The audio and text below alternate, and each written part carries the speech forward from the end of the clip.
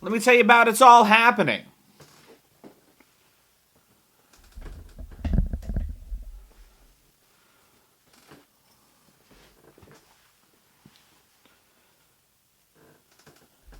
Sometimes when you're in between creative ideas, or you're just exiting a band, what could have been a string of bands, you feel a bit tempted to just put something out. At least that's what I feel like had to have been what brought Stephen Bradley and Krista Cameron together in the mid-2000s in the Louisiana area, where they decided to make a hodgepodge of ideas to create their own revolving door of sorts. That revolving door eventually getting Krista out of the band, but that's not what this video is about. This is not a look at their somewhat slapdash debut self-titled EP, though, where they were drummerless at the time, even if it is a solid proof of concept mashing together their love of mathcore, deathcore, and some metalcore ideas with shitposty sample choices interjected via the likes of Clerk and Scary Movie.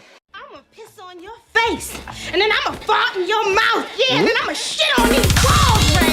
Ooh.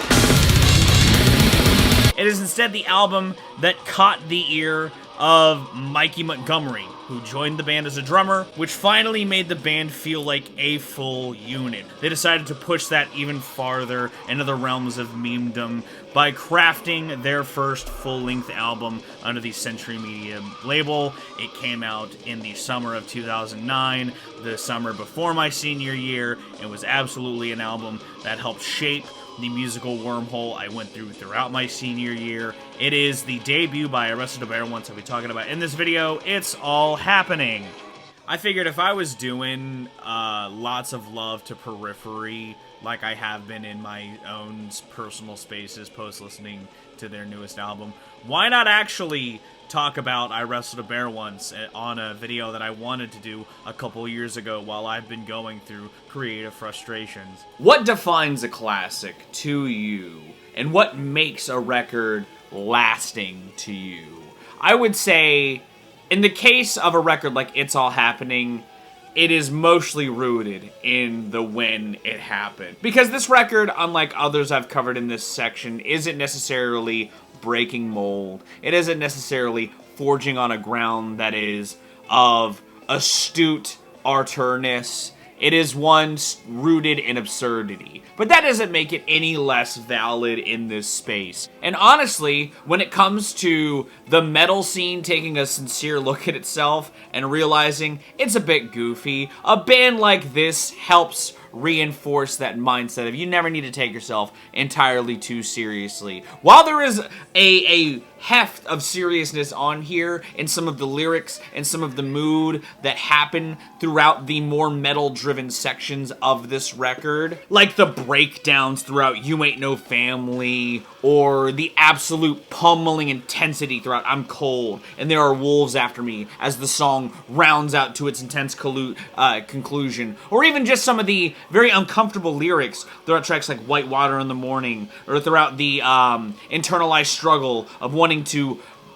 be better than your past self on Tastes Like Kevin Bacon, which in that same breath, the song title is Tastes Like Kevin Bacon, so that in and of itself is a bit absurd. But that song in particular is a great tent pole of what the vibes of this album have going on, and it's one of the songs from their pre-drummer era that made it onto this debut, but it's got this, like, very meme-ass techno beat, you know, shift in the song where this eruption solo plays that helps sort of bring the listener back into a world of reality amidst the gravitas painted and the darkness painted throughout the lyrics. You know, Danger in the Manger starts meme forward and ends with a bit more sincerity, or at least intensity. I like the electronic breaks that creep in on not just White Water in the Morning, but on The Cat's Pajamas and Black Eyed Bush. They give a nice juxtaposition to the grindcore and mathcore stuff that I already really liked when this album came out, but also still get a lot of love for and find it as one of the only bastions of metal I find myself coming back to at this time in my life.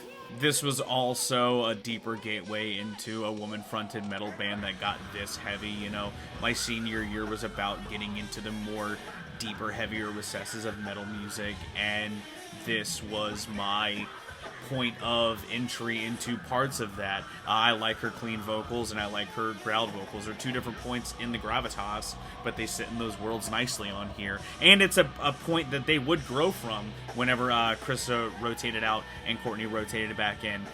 They have some nice, good showcasing of artistry, and they even have some fun with it on the little vocal riff that comes in on Pazuzu for the win. That's a fun little bit too. And that's that push and pull that keeps me coming back to this record time and time again, and lets it linger in the distant recesses of my mind, unlike other parts of this band's discography. You know, I could really have had a career of records that kept expanding on this, if I'm being honest. But what I think is more interesting about this band is that they had this foundation and decided to go forth on the journey that they went on. Like, does some of it feel kind of very much of its time on all fronts? Yeah. And the best way I can describe that is a term I've used time and time again when talking about certain classics, is that they are a timeless slice of time. Absurdity and love of that aside, the production of this feels very indebted to, like, mid to late 2000s metal music. The guitars have this real clean bite to them that I enjoy, and I think there's some moments where they use that to create an interesting wall of sound in some moments. Take Eli Cash versus the Godless Savages, for example. That song starts with this all-out assault that has this guitar line that just shreds the listener's ears while these blast beats assault you at the same time.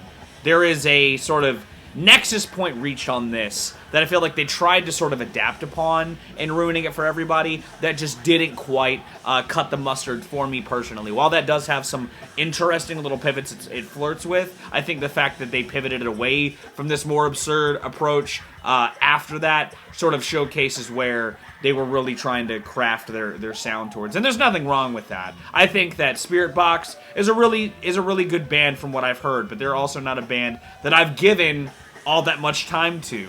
And on the other opposite side of that coin, you've got stuff like the fucking horn, the fucking Dukes of Hazzard horn, or the music video for Danger in the Manger being this wild, weird, nightmarish homage and love letter to Saved by the Bell. There's parts of the comedy and metal of this that are very much dated in their own respects, but I appreciate both in their own worlds. Now, to push it further outside of the worlds of the record, there are other things within this album's era that are also hella cringe.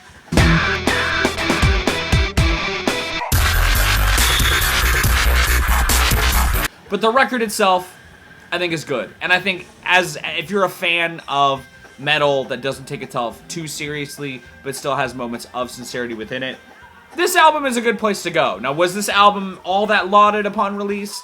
I would say mildly so. I never really knew a whole lot of people in any critical sphere throw this album up there and champion it, but as a lover of lol dumb shit in my teenage years, this was very much an album that was heavy on rotation, and as an adult, I've only gotten to more appreciate some of the artistry within this that I may have got lost in the sauce within while appreciating the more dumb shit within this track listing.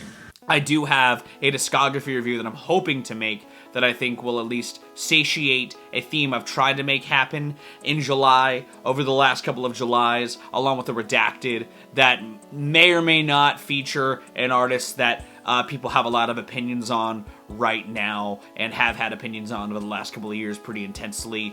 In August, I do plan on starting some of the big ideas that I've been trying to build up and plan for throughout the year, and I hope that you guys are excited for that. But let's close July strongly. If you liked this weird look back on a record that I still hold on to from the pre-2010s, give it a like if you want to see more. Consider subscribing. I drop 2 to 4 vids a week, depending on what I've got going on. I've got a roguelike run dropping tomorrow, and basketball, as always, is coming back on Monday. I'm gonna go. I've been Viral Rack. You guys have good days, lives, and situations, and I'll see you another day.